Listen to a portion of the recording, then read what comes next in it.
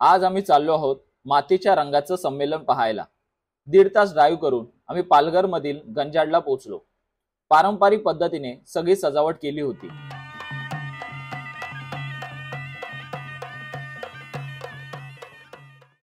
Local लोकांनी केलेल्या Warli painting पाहिल्या। खूपच कमाल बारीकीने केलेले हे काम आहे।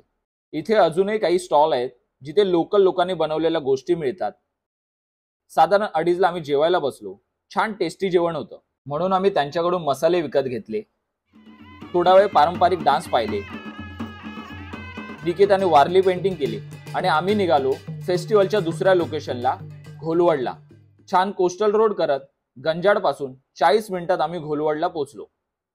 इथे सुद्धा लोकल लोकांनी बनवलेल्या हँडक्राफ्ट गोष्टी आहेत। आम्ही घोलवडच्या सरपंचांना भेटलो। निकेताने चहा, अळूवडी घेतली आणि मी मोदक खाल्ले। लोकल जुन्या कलांना वाव मिळावा, या कला नवीन पिढीला माहीत असल्या पाहिजेत, यासाठी हे फेस्टिवल होत आहेत असं मला वाटतं।